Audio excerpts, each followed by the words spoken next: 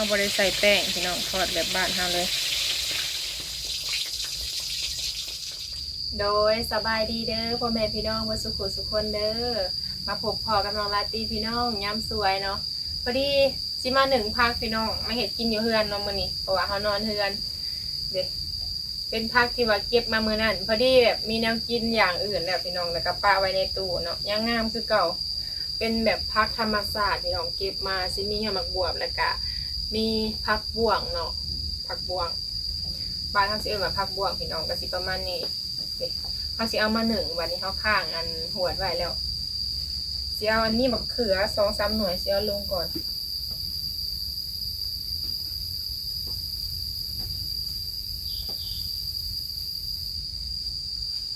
ใหญ่เลย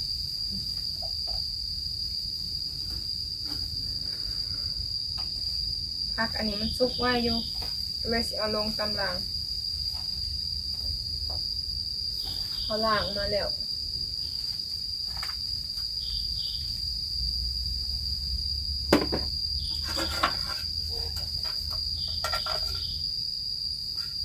สิอัดไว้เนาะสิมีพักมักบวบพอมีน้องไปเก็บมาเลยกับแบบเอารวมกันเลยวะเอามาหนึ่งกินมานี่แล้วก็พอดีมีปลาแดกเนี่ยพี่น้องเขาก็สิกินกับปลาแดกแบบทอดนี่ยังก็ได้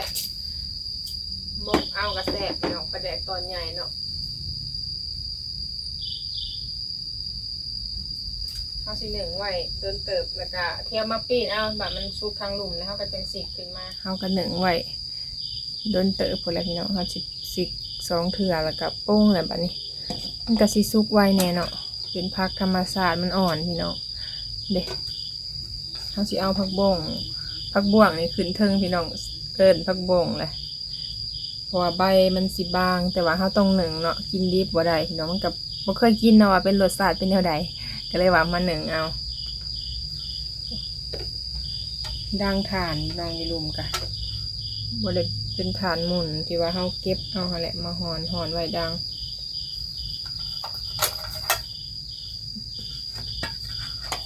อัดไว้ก่อนอันนี้สิเป็นปลาแดกตอนใหญ่พี่น้องอันเท่า1 พักไว้แล้วแล1 พักซุกพุ่นแหละจังสีเห็ดปลาแดกต่อเนาะว่าสีทอดเอาถ้าว่าแบบเฮามกก็ได้ส่วนร้ายเพิ่นสิแบบปลาแดกอันตอนน้อยๆนะพี่น้องเพิ่นสิมกใส่ใบตองแบบเพิ่นห่อใบตองแล้วเพิ่นก็สิปิ้งเอาเด้อันนี้แบบตัวใหญ่แห้งเนาะบ่ฮู้ว่าปลาหยังจะเป็นปลาแดกยังกับบ่ฮู้พี่น้องเด้มันสิเป็นตัวแบบนี้แหละเฮาบ่ฮู้ปลาเนาะเพิ่นซอกเก็บไว้เรียบร้อยพี่น้องเพิ่นเฮ็ดแบบสะอาดเลยเฮาสิมาทอดเอาหั่นแหละจำปลาแดกพี่น้องกินกับลวกผักเนาะมื้อนี้แต่ว่าสิ1 พักไว้ก่อนให้ผักสุกก่อนจะสิมาเฮ็ดเด้ก็สิประมาณนี้ว่าพี่น้องคือสิสุกแล้วบัดนี้ตาไว้เดินเติบเนาะเปื่อยแล้วหอมพี่น้อง1 พักมานี่เราสิมาถอดออกก่อน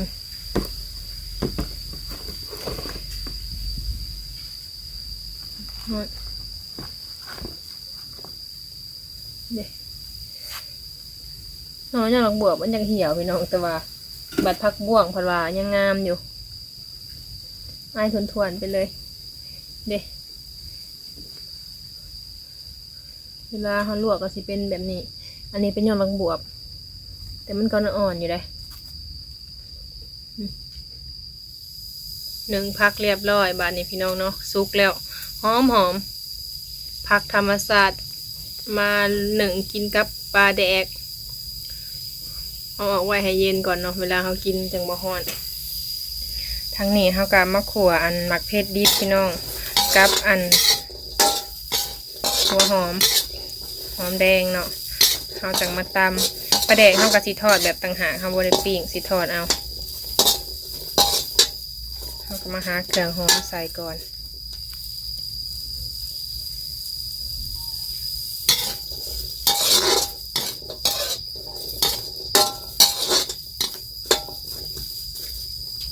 เห็ดบริไลเป็นไดพี่น้องเพราะว่าส่วนร้ายเขากะบริคอยกินเผ็ดเป็นไดบริคอยจ้ำแจ่วนะกะสีใส่ประมาณนี้มาเผ็ดกะเอามาแต่เฮือนอ้ายนั่นนี่พี่น้องเพิ่นปลูกไว้ก็พอได้กิน รวมกันตัวแดงกับตัวเขียว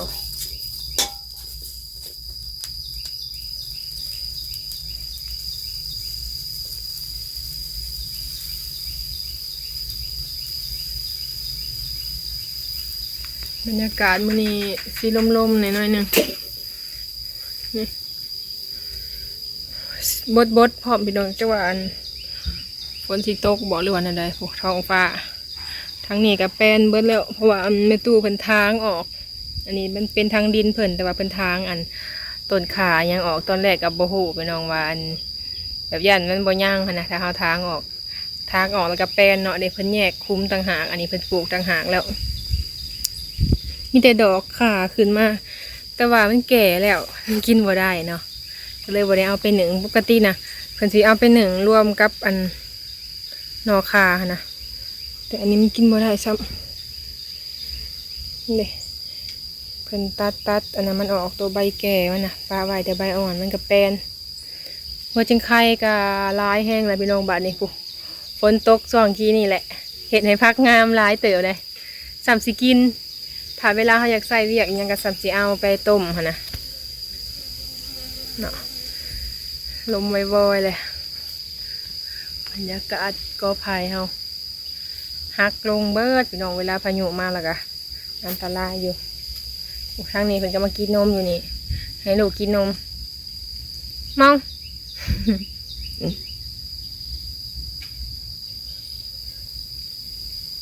ทางนั้นเพิ่นปลูกหวานจอดเนาะเขียวอึมทึมอยู่ฝนตกลงมานี่ให้งามคักเลยแหละ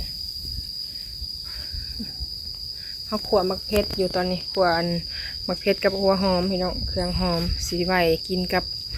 ลวกผักเฮาท้องฟ้าก็คึมๆเลยมื้อนี้นะ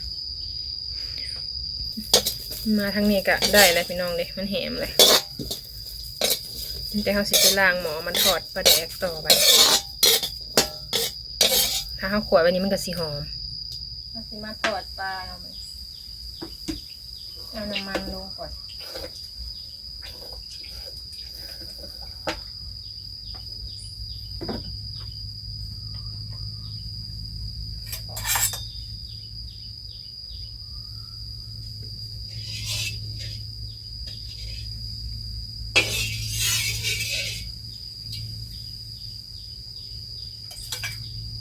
2 โตพี่น้อง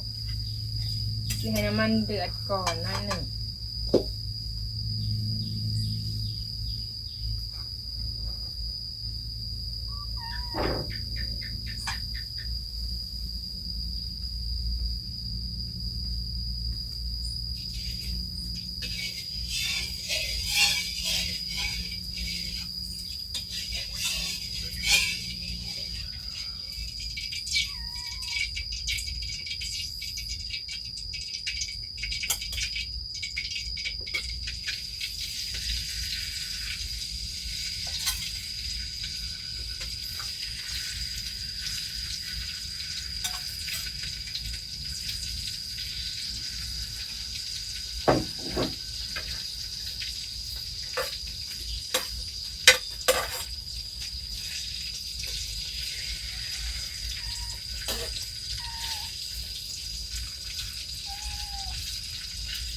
มาทางนี้เขาก็ทอดปลาแดกแล้ว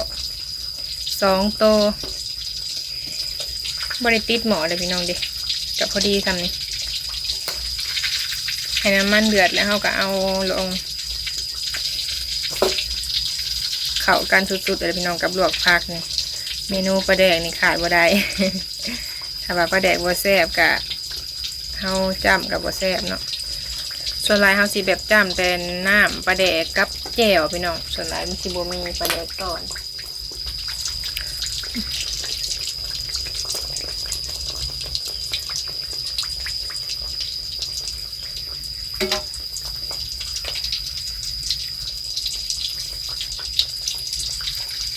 ตัวใหญ่ๆนี่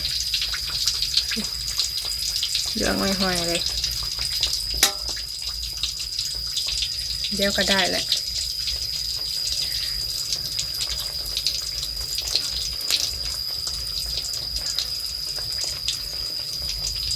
สุกแล้ววันนี้พี่น้องเขาเอามาจะเด็ดน้ำมันไว้เรียบร้อย อันนี้สิเป็นหมักเพชรที่ว่าเขาตำเนาะหมักเพชรกับหัวหอมโอ้พักเขากะใส่แบบกระโตกแบบนี้เลยพี่น้องเมนูเด็ดได้มื้อนี้แซ่บ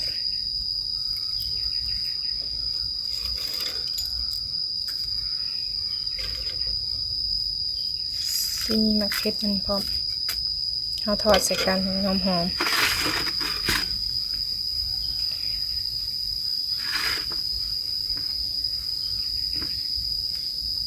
มาเด้อพี่น้องเด้อแล้วอะไรกินข้าวนำกันเด้อข้าวเศร้าพี่น้องแต่ว่าสวยแล้ว โดยสบายดีเด้อพี่น้องเด้อ ทีนี้ลวกพักพี่น้อง1พักกว่าลวกพัก1ก็พอดีมาใส่ในกระโตกเลย พี่น้องมานี่ ก็ บวกได้ ได้นี่ ยอ เจี ด ยว บวก เจียวอยู่พี่มันกรอบเนาะกับปลายังโมโหกับปลา อะไรนี่บ่ถ้าเปลี่ยนบ่ แม่นบอก ถ้าเปล่าแม่น มันอยู่ในน้ำเซ่อันนี้จ้ะ ปลาน้ำของ แม่นบอกม ปลาอยู่น้ำของ อืม ปลาเซ่กับปลาน้ำของเบิดที่เป็นปลาขึ้นไข่เนี่ย บอก ปลาน้ำของช่วงนี้ปลามันลงหลีลงต้นเขาจะคือทางภาคใต้ของเรา นี่เลยมันขึ้นเนาะ ลง ลงบอก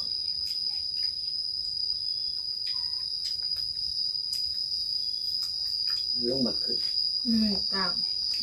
ถ้าคนตกคนยังพื้นฐานขึ้นมาว่างไข่มันแดดเนี่ยมันลง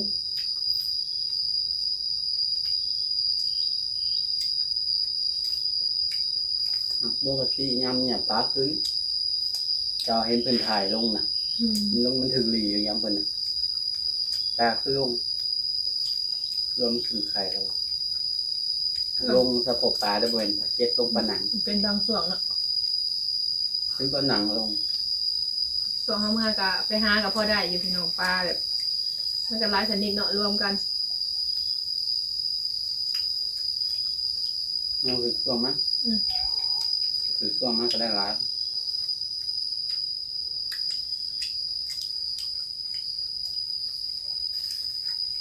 เห็นเพิ่นเอาลงอยู่ในบ้านเมื่อวานนี่มีซื่นเหมือนเมื่อวาน มันไปหามันบอก หลายมองเซ่แหละเป็นหัวปลามันขึ้น ให้มันได้เนาะ มองคนจนจมกลัว3-4 คน ปลานะ กระซ้ำหนึ่งตายไปเดียว หลายเนาะ แบบมันถือ ไปส่วงข้างเมืองค่ะบ่ถึงส่วงปลาเกิดปลาลง ตลอมบนมือแล้วเซ่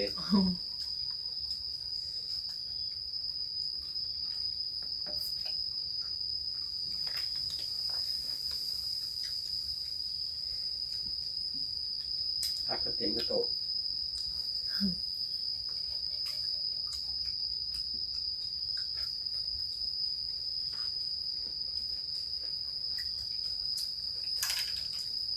บริโภคเนาะเขาลวกหนึ่งเลยเนาะพอดีแซ่บ กินแต่ยังน้อยเบื่อเนี่ยมันกินโดนละพักบ่ แต่เก่าแห้งไว้กว่านี้มันจะมีแบบอันสีเขียวๆนะเขียวกว่านี้อีกมันเป็นอันเขาบอกแบบเกลี่ยงแห้งเลยตัวนะฮะบ่มีคนเลย น้องหวานผมนั่นของเขาหวานนะ บ้านนี้ผัดมันบุกเบิกแล้วมันบ่อยากมีเหมือน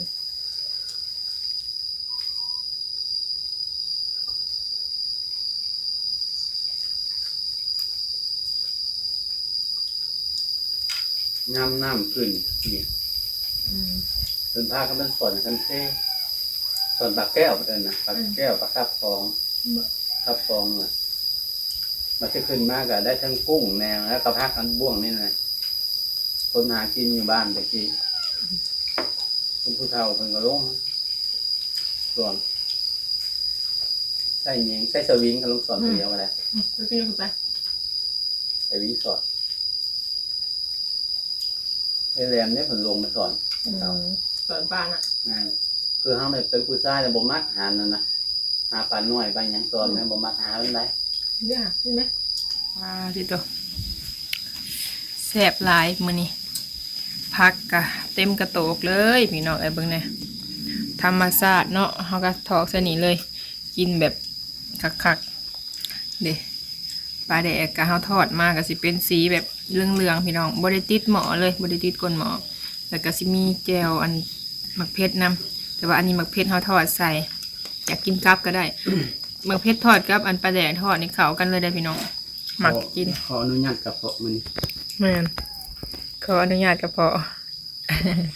กินให้อิ่มเมื่อวานนี้เพิ่นย่างลงไปเพราะว่าเจอแลนพี่น้องโตบอกใหญ่ทั้งนี้เนาะใกล้ๆกับเพื่อนนี่แหละพี่น้องแต่ว่าเพิ่นบ่ได้เอาเด้อพี่น้องเพิ่นปล่อยไปเฮาบ่เคยเนาะกับบ่ได้เอาพี่น้องเพราะว่าคือหากินแต่มันก็คนละสไตล์แบบส่วนหลายเพิ่นสิแบบบ้านอื่นเนาะมาหาแบบเพิ่นสิมาน่ะเบิดมื้อจนค่ำได้เพิ่นเห็นน่ะเพิ่นเอาเบิดแบบนั้นน่ะแต่สไตล์ของเฮาก็ มันก็ขึ้นต้นไม้แล้วเลย แม่นหากินแบบปูปลากบเขียดที่ซื้อพี่น้องประเภทแบบก็ขนาดนกยังบ่ได้หาเลยเนาะ นกก็ยังบ่เคยหาพี่น้อง เป็นอยู่บน แม่นนกน้อยๆน่ะก็แซ่บเลยแต่ว่าเฮาก็บ่ได้กินบ่เคยหากบเขียด หาอยู่ถึงหนุกใหญ่หนุกน้อยหาเบิด สองอย่างน้อยไปเคยไป บางอย่าง ที่ ที่ ไป มัน โรงเรียนนี่ บ่ ว่า ได้หา ลูก ก็ พยายามเหี่ยวถุงหน้านั่นเสือขาวเพื่อนเบิดหนุกถือ แฮงหลายเลยเนาะทางบ้าน หาเหี่ยวหนุก แซ่บเมนูบ้านๆกินข้าวสวยพี่น้องย้ำสวยเลยไปหาเก็บมาไว้ในตู้แล้วก็มานึ่งว่ะนี่ยังพอได้กินอยู่ทางบ้านเฮากะ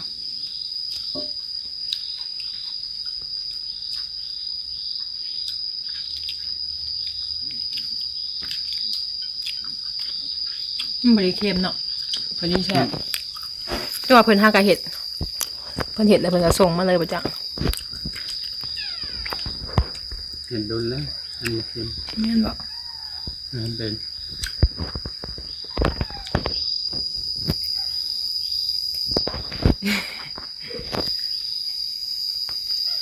แซ่บ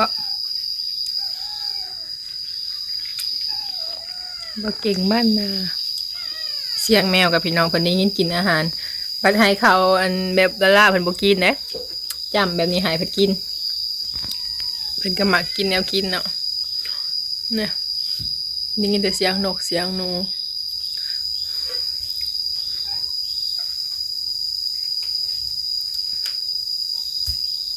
กินข้าวอิ่มเลยเขาก็กินแบบนี้แหละพี่น้องแต่ละมื้อบางทีก็กินน้อย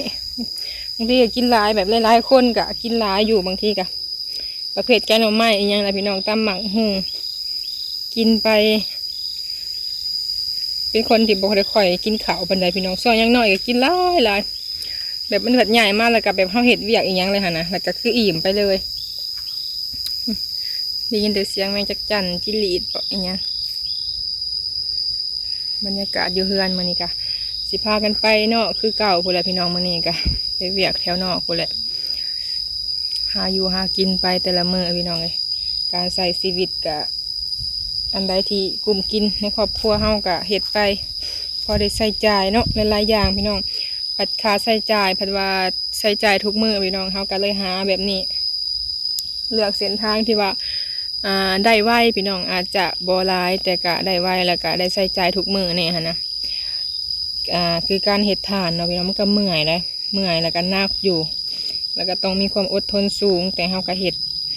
เพราะว่าถ้าว่าเฮาได้ไม้มาแล้วเนาะเฮาเผาก็บ่ฮอดเดือนหนึ่งพี่น้องหรือว่าบ่ฮอด25มื้อหั่นนะบ่ฮอด2 อาทิตย์ซ้ำ4 มื้อ3 มื้อก็ได้ขวัดแล้วพี่น้องถ้าว่าเฮาเฝ้าขวัดหั่นนะก็ได้ขายแล้วไปหาเจ้าขายก็ได้ใช้จ่ายแล้วหั่นนะเฮาก็ซื้อหลายๆอย่างแต่ละมื้อในครอบครัวพี่น้องก็มีภาระบ่คือกันเนาะแต่ละคนพี่น้องเฮาก็ต้องสู้แล้วก็เฮ็ดไปชีวิตแต่ละมื้อเนาะ